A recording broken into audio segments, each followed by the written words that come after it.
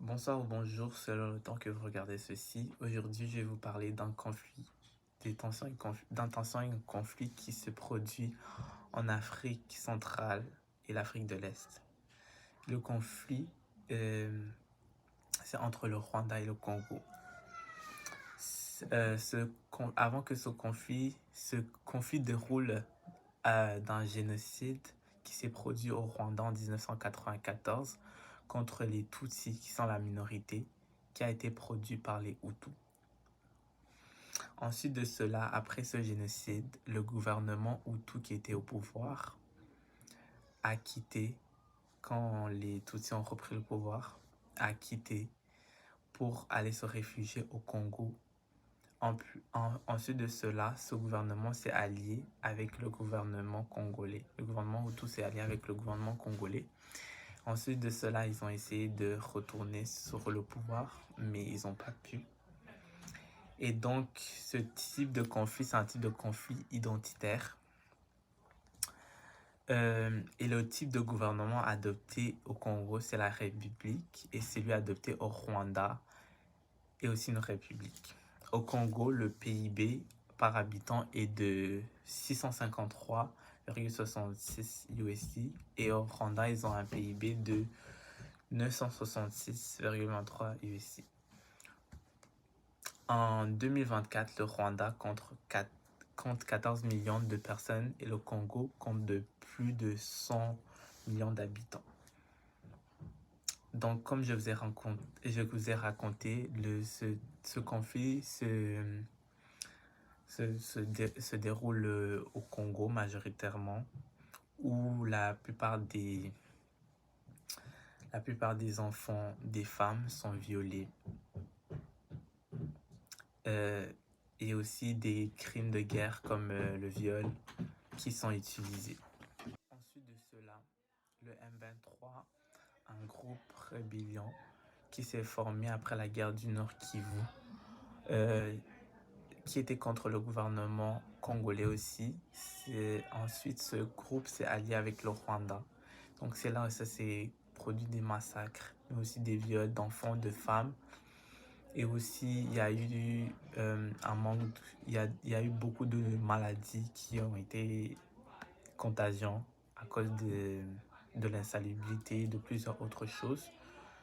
Et cela a fait qu'il y a eu beaucoup de morts. Ensuite de cela, le Rwanda est allié avec l'Ouganda pour aller chercher les ressources que ce gros pays a, comme le cobalt qui est utilisé notamment dans les téléphones, mais aussi dans plusieurs autres choses comme l'aérospatiale pour les avions. Ensuite de cela, les acteurs, du conflit, il y a le Rwanda qui est allié avec le M23, le Congo qui est allié avec le Burundi et la Tanzanie. C'est cela. Bonjour à tous, je me présente Monsieur Islam et aujourd'hui je vais vous parler du déroulement entre le conflit Rwanda et la RDC, République démocratique du Congo. Donc le conflit entre le Rwanda et la RDC, la République démocratique du Congo, trouve ses racines dans le génocide rwandais en 1994, comme on l'a déjà mentionné auparavant. Après le génocide, les groupes armés militaires rwandais se sont réfugiés vers l'est du Congo, puis ils ont déclenché une série de conflits. Et ça a vraiment fait en sorte que la relation entre le Congo et le Rwanda, ça s'est tendu. Ils s'aiment plus vraiment. C'est fini.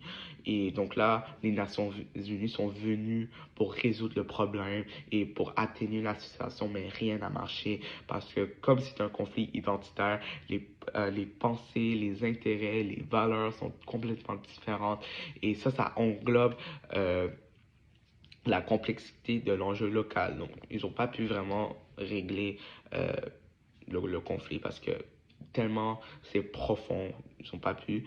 Et les conséquences, ils étaient horribles, atroces. Il y a eu des centaines de morts.